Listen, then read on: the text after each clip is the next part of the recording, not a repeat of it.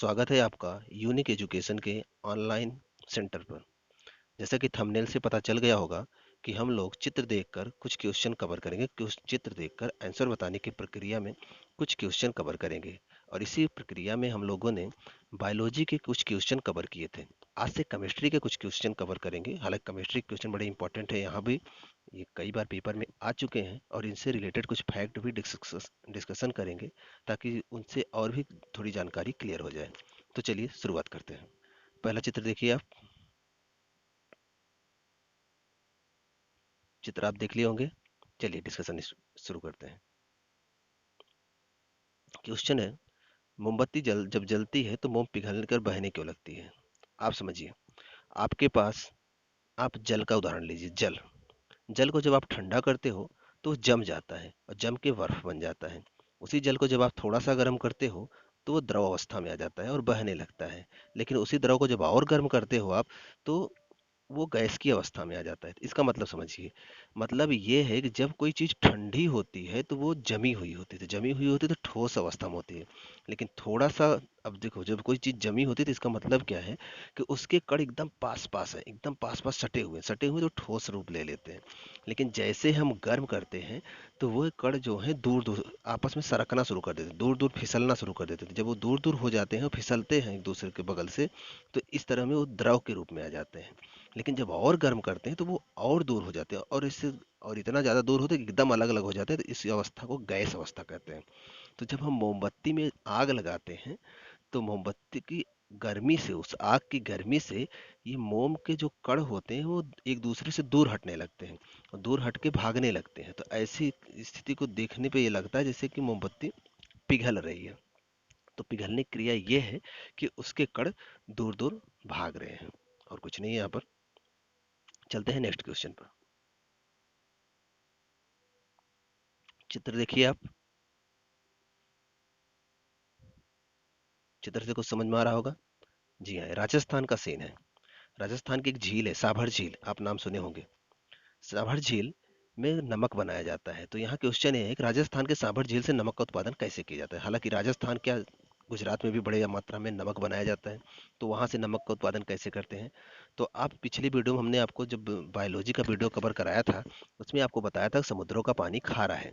वैसे कई झीलों का भी पानी खारा होता है। जैसे झीलें दो प्रकार की होती हैं, एक झीलों का पानी होता है मीठा होता है और एक झील का पानी खारा होता है। तो ये जो राजस्थान की झील है ना, ये खारी झील है, इसका नाम साभर झील है।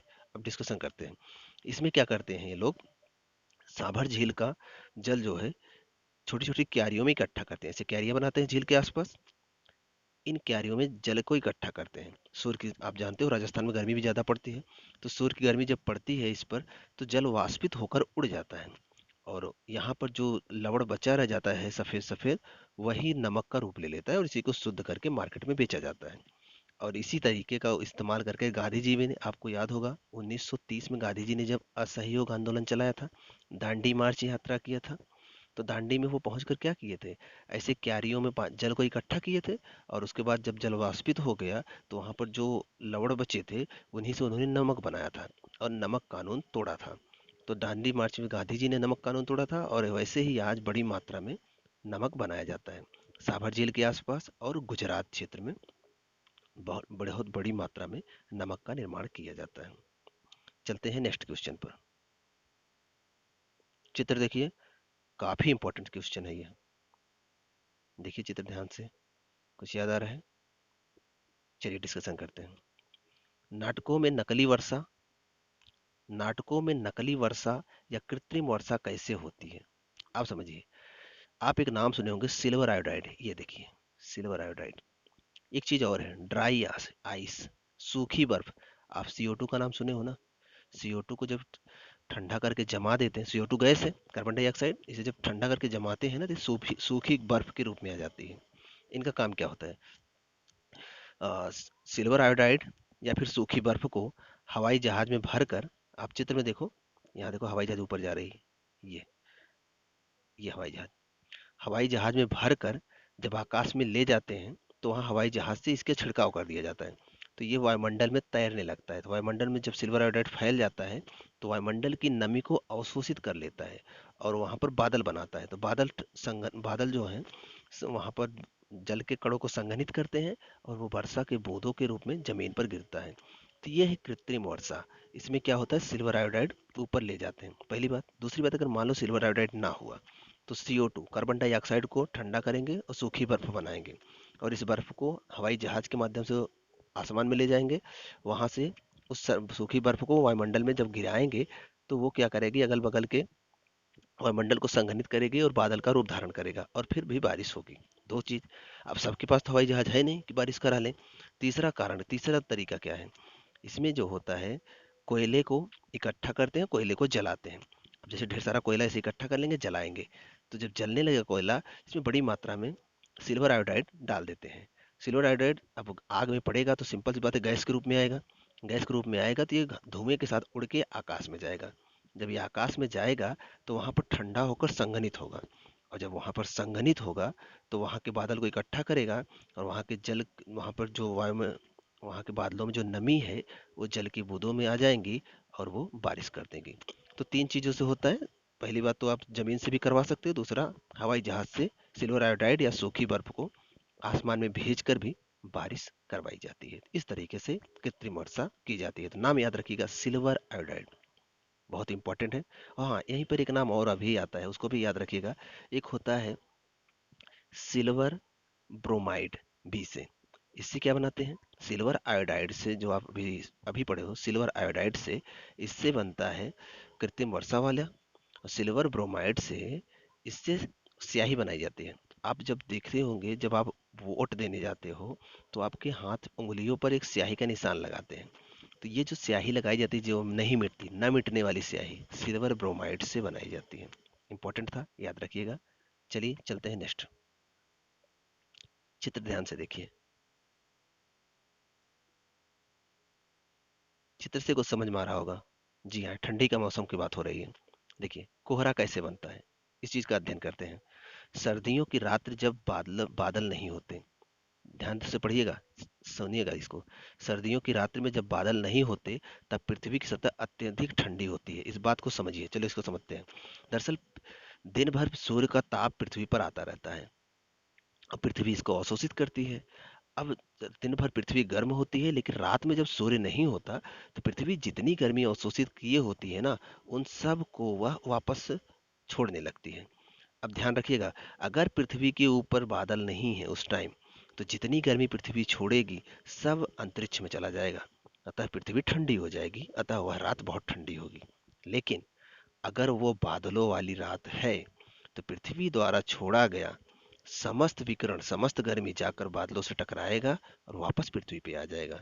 अतः वह रात गर्म रात होगी। अब यहाँ देखिए क्या लिखा है, सर्दियों की रात जब बादल नहीं होते, इसका मतलब क्या होगा, बादल नहीं होगा तो वह रात ठंडी होगी, तो पृथ्वी की सतह अत्यंत ठंडी हो जाती है तथा वायु में उपस्थित जलवाष्प संघनित हो जाते हैं। अब जो वायुमंडल में जल है वो संघनित होकर छोटे छोटे कणों के रूप में दिखने लगता है। अब ये संघनित होकर मोटा रूप धारण कर लेते हैं, जिससे क्या होता है कि सूर्य भी नीचे नहीं दिखाई देता इस आवरण से, और कुछ दूर पर खड़ा व्यक्ति भी दिखाई नहीं देता। तो इस तरह की जो स्थिति बनती है, इसे ही कोहरा कहते हैं। अब आप समझ गए होंगे कोहरा बनने की प्रक्रिया क्या है। वायु का संघनन ही जो चारों तरफ जम जाता है, तो एक जगह से दूसरी जगह दिखना मुश्किल हो जाता है। और ऐसा इसलिए होता है क्योंकि रातें बहुत ठंडी होती है, तो संघनन की वजह से हो जाता है। तो खासकर ऐसा ठंडी के मौसम में होता है। तो आपको समझ में आ गया होगा कि कोहरा क्यों बनते हैं। दूसरी चीज यहाँ इम्पोर्टेंट ये है कि बादलों वाली रात गर्म होती है, बिना बादलों वाली रात ठंडी होती है। और क्यों होती है ये आपको समझा दिया गया है। चलते हैं नेक्स्ट क्वेश्चन पर। चित्र ध्यान से देखिए।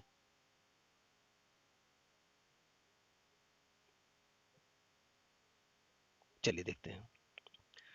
क्वेश्चन है, कपड़ों पर गिरे सब्जी के दाग साबुन से धोने पर लाल हो जाते हैं।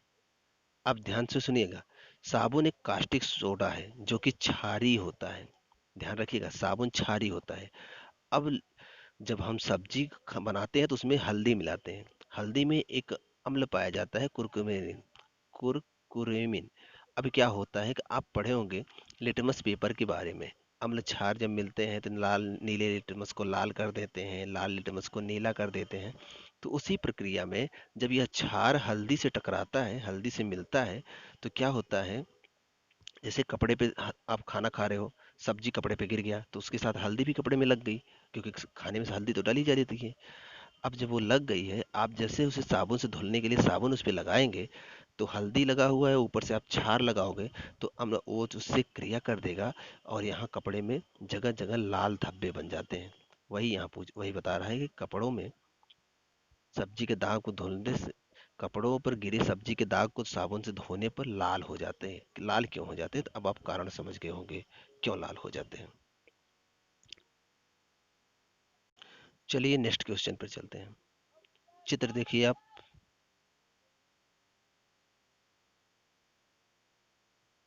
हम्म चलिए क्वेश्चन देखते हैं। क्वेश्चन है, समुद्री तरंगे जो समुद्र तट से टकराती हैं, समुद्र तट के लंबवत होती हैं क्यों? इस बात को समझिएगा आप। जब आप किसी तालाब में, मान लो ये तालाब है, आप यहाँ अगर पत्थर फेंकोगे तो इसके चारों तरफ ऐसे गोल गोल आकृति उभरती है, आप देखे होंगे ध्यान से, और ये तालाब के किनारे तक जाती हैं, और किस तरह से जाती हैं? तरंगों के रूप में। कौन सी तरंगे? अनुप्रस्थ तरंगे। और अनुप्रस्थ तरंगे कैसे चलती हैं? लंबवत चलती हैं, ऐसे चलती हैं, ऐसे ही बढ़ते हुए आगे जाती हैं। तो ये एक माध्यम से ऊपर नीचे होते होते किनारे जाते हैं। तो जब ये छोटा वाला वृत्त बनेगा तो ये भी ऐसे ऐसे करेगा, तो यही छोटा वाला वृत्त बड़े वाले वृत्त के रूप में ऐसे ऐसे किनारे तक जाता है। तो वही ये कह रहा है कि समुद्री तरंगे जो समुद्र तट से टकराती हैं, समुद्र तट के लंबवत होती हैं क्यों? क्योंकि ये जो तरंगे हैं, ये अनुप्रस्थ तरंगे होती हैं, और ये एक माध्यम के कण के लंबवत कंपन करती हैं, इसीलिए ये लंबवत दिखती हैं, और यहाँ पर कुछ नहीं है। चलते हैं अगले क्वेश्चन में। क्वेश्चन देखिए, चित्र देखिए आप। हालांकि चित्र से आप समझ नहीं पाओगे, चलो क्वेश्चन देखते हैं।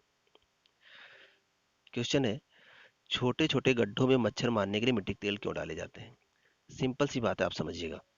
जो पानी है ना, एक तनी हुई झिल्ली की तरह होता है। मतलब पानी में जो पृष्ठ तनाव होता है, पृष्ठ तनाव की वजह से पानी तना रहता है। आप सुने होंगे कि एक गत्ते पर सुई रखकर आप गत्ते को पानी में रख दो, तो सुई नहीं डूबती, गत्ता डूब जाता है। क्यों? क्योंकि पानी में पृष्ठ तनाव होता है। पानी का पृष्ठ तना होता है, एक झिल्ली की तरह तना होता है, इसलिए नहीं डूबती। लेकिन, और हाँ एक चीज और इस तनी हुई झिल्ली पे जब मच्छर बैठता है तो वो भी नहीं डूबता। उसके अंडे इस पे, जब वो अपने अंडे इस पे रखता है तो वो भी नहीं डूबती। तो अंडे यहीं पनपते हैं। अब क्या होता है, अगर इस तनी हुई झिल्ली की भांति जो पानी है, मतलब इस पानी में अगर आप मिट्टी के तेल का छिड़काव कर दो, तो ये झिल्ली फट जाती है। तो मच्छर को लगेगा यार, लिंटर था कि अभी जिसमें लिंटर पे हम रखे थे वो तो फट गया। मतलब कि मच्छरों की तो छत ही है ना, अब छत फट गया, मच्छर इस पे बैठेगा तो डूब जाएगा, पहली बात। दूसरी बात, अगर वो अंडे देंगे तो अंडे भी डूब जाएंगे, तो मच्छर भी मरेगा, अंडे भी मरेंगे। इस तरह हम मच्छरों को नियंत्रित कर सकते हैं। इसीलिए छोटे छोटे गड्ढों में मच्छर मारने के लिए मिट्टी का तेल डाले जाते हैं, क्योंकि उस गड्ढे में जो पानी है वहां पर मच्छर पनप ना सके, या फिर अगर वहां मच्छर है या फिर अंडे हैं तो उस पानी में डूबकर मर जाए। चलिए नेक्स्ट क्वेश्चन पे चलते हैं। चित्र ध्यान से देखिएगा, काफी इंपॉर्टेंट है ये।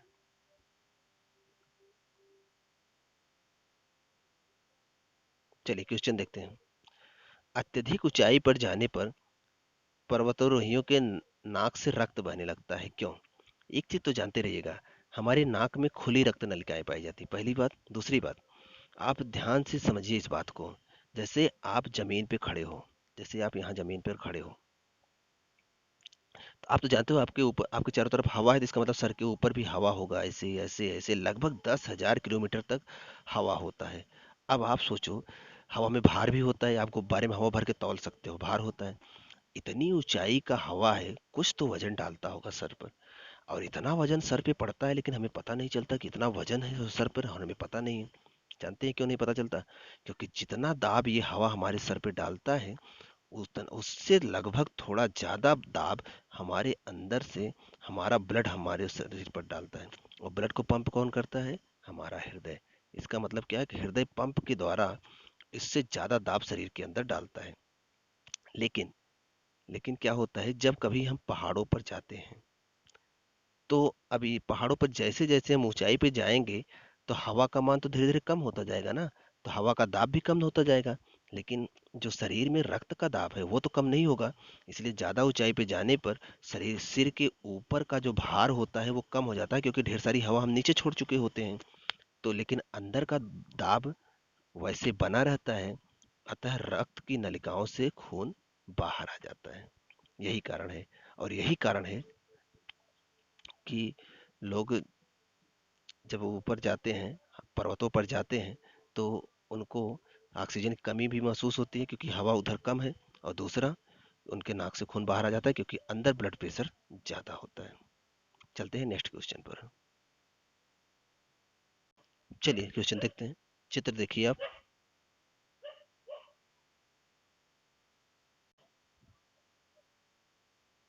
चित्र देख लिए होंगे आप। चलिए क्वेश्चन देखते हैं। क्वेश्चन है, आभूषण बनाने के लिए सोने व चांदी का उपयोग किया जाता है, क्यों? देखिए, सोना व चांदी उत्कृष्ट धातु हैं, आघात वर्धनीय है, तन्य है, और लंबे समय तक वायु तथा जल से अम्लीय या क्षारीय पदार्थों से प्रभावित नहीं होती। हाँ, यही चीज है, इसलिए ये जल्दी खराब नहीं होते। मतलब समझिए, सोने और चांदी में आघात वर्धनीयता ज्यादा होती है। आघात वर्धनीयता मतलब किसी पे आघात करना, मतलब चोट पहुंचाना। मतलब आप सोने और चांदी को पीट पीट कर बहुत पतला कर सकते हो। आप तो देखे होंगे, चांदी के वर्क बनाए जाते हैं, पीट पीट कर मिठाइयों पे लगाए जाते हैं। आप जाने होंगे, अच्छी मिठाइयों के ऊपर चांदी की परत लगाई जाती है, क्योंकि चांदी को बहुत पतला पीट पीट कर करके उसी में मिठाई को लपेटा जाता है। दूसरी बात, ये आघात वर्धनीय होती हैं, तन्य होती हैं, मतलब तनती ज्यादा हैं, और लंबे समय तक वायु जल और अम्लों से या फिर क्षारीय चीजों से अपक्रिया नहीं करती। अपक्रिया नहीं करती तो खराब नहीं होती। जैसे लोहा आप देखो, लोहा आप कुछ समय के लिए बाहर रख दो तो उसमें जंग लग जाता है, लेकिन इन चीजों में जंग नहीं लगता है, क्योंकि ये जल्दी अपक्रिया नहीं करती। इसलिए आभूषण इन्हीं के बनाए जाते हैं। दूसरी बात, एक चीज और आता है कि ये महंगे क्यों होते हैं। आभूषण बनते हैं इसलिए महंगे नहीं होते। आभूषण ना बनते तब भी ये महंगे होते, क्योंकि जो चीजें प्रकृति में कम मिलती है ना, वो महंगी हो जाती हैं। सोना और चांदी प्रकृति में लोहे और तांबे की तुलना में कम मिलते हैं, इसलिए लोहा सस्ता है, सोना महंगा है। चलते हैं नेक्स्ट क्वेश्चन पर। चलिए चित्र देखते हैं। हालांकि यहाँ कुत्ता दिखाया गया है। चलो क्वेश्चन देखते हैं। क्वेश्चन है, सर्दियों में बंद कमरे में अंगीठी जलाकर सोने से मृत्यु हो जाती है, क्यों? आप एक बात समझिएगा, अगर कोई चीज पूरी तरीके से जल रही है तो उसमें धुआं नहीं निकलेगा। मतलब आप कार्बन कोयला देख लो, जो अच्छा कोयला होता है जब वो जलता है धुआं नहीं निकलता। लेकिन किसी में अपूर्ण दहन हो रहा है, मतलब वो अच्छे से अगर नहीं जल रही है, तो उसमें बड़ी मात्रा में धुआं निकलेगा। और जिसमें धुआं निकलता है उसमें होता है कार्बन डाइऑक्साइड, कार्बन मोनोऑक्साइड। अब ध्यान रखिएगा, कार्बन डाइऑक्साइड, कार्बन मोनोऑक्साइड। अब कोई चीज कम जलती है, इसका कारण क्या है? अगर आप बंद कमरे में अंगीठी जलाए हो, तो जब तक अंगीठी जलेगी, किसी चीज को जलने के लिए ऑक्सीजन की जरूरत पड़ती है। अगर ऑक्सीजन नहीं है तो वो धीरे धीरे जलना बंद करके सुलगना शुरू कर देती है। तो जब बंद कमरे में आप अंगीठी जलाते हो तो बंद कमरे में धीरे धीरे ऑक्सीजन की मात्रा घटने लगती है। जब मात्रा घटने लगेगी तो वो जलना छोड़ के सुलगना शुरू कर देगी। और जब वो सुलगना शुरू करेगी तो वहाँ दो गैस बनता है, एक CO2 बनता है और एक बनता है CO, कार्बन मोनोऑक्साइड। ये कार्बन डाइऑक्साइड और एक कार्बन मोनोऑक्साइड। जब किसी ईंधन का अपूर्ण दहन होता है तो वहाँ कार्बन मोनोऑक्साइड बनता है। अब बात समझिए, हमारे शरीर में जो फेफड़ा है हमारा, यहाँ पर वायु कोशिकाएं होती हैं। जब हम सांस लेते हैं ना, तो इन्हीं में आकर जो रक्त इन कोशिकाओं में रहता है उसी पे आकर ऑक्सीजन समाता है, और वो ऑक्सीजन लेकर जाती है कहाँ? आपको बताए थे, माइट्रोकांड्रिया में। और माइट्रोकांड्रिया में क्या होता है? कोशिकाओं के माइट्रोकांड्रिया में भोजन का दहन होता है। लेकिन जब कभी ऑक्सीजन ना जाकर सीओ, ध्यान रखना, कार्बन मोनोऑक्साइड चला जाएगा, तो वो क्या करेगा? ऑक्सीजन से 300 गुना, ध्यान रखिएगा, कार्बन मोनोऑक्साइड ऑक्सीजन से 300 गुना अधिक क्रियाशील होता है। अतः अगर ऑक्सीजन गया भी होगा सीने में, तो ये हीमोग्लोबिन जो खून में रहता है, वो ऑक्सीजन को नहीं लेगा, वो कार्बन मोनोऑक्साइड को ले लेगा। और कार्बन मोनोऑक्साइड जब शरीर की कोशिकाओं में जाएगा ना, तो शरीर की कोशिकाओं को नष्ट कर देगा, ऊर्जा नहीं बनाने देगा। अब ध्यान रखिएगा, आप जो लिखते हो, पढ़ते हो, बोलते हो, ये सब ऊर्जा से करते हो। जब आपकी बॉडी में ऊर्जा नहीं बनेगी तो आपको धीरे धीरे चक्कर आने लगेंगे, और धीरे धीरे आप चक्कर आने लगेंगे और आप बेहोश हो जाओगे, और कुछ समय बाद दम घुटने से आपकी मृत्यु हो जाएगी। यही बताया गया है कि सर्दियों में बंद कमरे में अंगीठी जलाकर सोने से आदमी की मृत्यु हो जाती है, क्योंकि सोते वक्त दिमाग सोता रहता है और उसे पता नहीं होता कि आपका दम घुट रहा है। आप किसी चीज का अनुभव तभी करते हो जब आपका दिमाग जाग रहा होता है। अगर दिमाग सो गया है तो आपके शरीर में कुछ भी हो, आपको कोई थप्पड़ मारे, आपको कोई लड्डू खिला दे, ना तो आपको मीठे का स्वागत मिलेगा और ना तो आपको थप्पड़ का चोट लगेगा। इसलिए दिमाग का जगना जरूरी है, लेकिन जब आप सोते हो तो दिमाग सो रहा होता है। ऐसे दौरान जब आपका दम घुटता है तो आपकी मृत्यु हो जाती है, मतलब लोगों की मृत्यु हो जाती है, पता नहीं चल पाता। यही कारण है। तो याद रखिएगा, सर्दियों में दम घुटने का कारण क्या है? क्योंकि उस समय कार्बन मोनोऑक्साइड बड़ी मात्रा में बनता है, CO2 और CO। ध्यान रखिएगा, CO2 को बोलते हैं कार्बन डाइऑक्साइड और कार्बन मोनोऑक्साइड को CO बोलते हैं। चलते हैं नेक्स्ट क्वेश्चन पर। चलिए चित्र देखिए, याद होगा, चित्र ध्यान से देखिए। जी हाँ, ये आइसक्रीम है। अब कह रहा है क्या कारण है कि कुल्फी या आइसक्रीम बनाने वाला व्यक्ति हिमकारी मिश्रण बनाते समय, मतलब आइसक्रीम बनाते समय उसमें नमक मिला दिया जाता है। एक बात ध्यान रखिएगा, बर्फ 0 डिग्री सेंटीग्रेड पे जमता है और उसी पर पिघलता है, लेकिन ये पिघलने के जो दर है इसको माइनस में और कम कर सकते हैं, -1, -2, -3, -4 तक कर सकते हैं, मतलब और कम ताप पर भी नहीं पिघलेगा बर्फ। बस इसमें क्या करना है, थोड़ा सी अशुद्धि मिला देना है। तो अशुद्धि के रूप में नमक आप मिला दो। अगर आप पानी को जमाते वक्त उसमें नमक मिला दोगे ना, तो पानी उस दौरान नमक मिलाने पे जो बर्फ जमेगा ना, वो बर्फ जल्दी नहीं पिघलेगा बिना नमक वाले की तुलना में। मतलब आप 2 गिलास पानी लेके और एक ये, इसमें आप थोड़ा सा नमक डाल के जमाओ, इसको बर्फ जमाओ, इसको बिना नमक का बर्फ जमाओ। आप खुले में रखोगे ना तो ये वाला जल्दी पिघल जाएगा, इसको पिघलने में टाइम लगेगा। ऐसा क्यों होता है? क्योंकि जब आप पानी में कुछ अशुद्धि मिलाते हो तो वो उसके क्वथनांक को, मतलब उसके पिघलने वाली दर को और कम कर देता है। तो इसके गलनांक, सॉरी, इसके बर्फ के गलनांक को बढ़ा देता है। यही कारण इसको पिघलने से रोकता है। तो आप इसको समझ लीजिए, केवल इतना समझ लीजिए कि बर्फ को पिघलने से रोकने के लिए उसमें नमक मिलाया जाता है। इसीलिए आइसक्रीम बेचने वाला नमक के मिश्रण के साथ बर्फ को बनाता है ताकि वो बहुत कम ताप पर पिघले। इस वीडियो में इतना ही। बाकी अगले क्वेश्चन, अभी जो और भी ढेर सारे क्वेश्चन हैं उसको नेक्स्ट वीडियो में कवर करेंगे। तब तक पढ़ते रहिए, और अगर पसंद आए तो इसको लाइक करिए और सब्सक्राइब करिए और लोगों को शेयर भी करिए।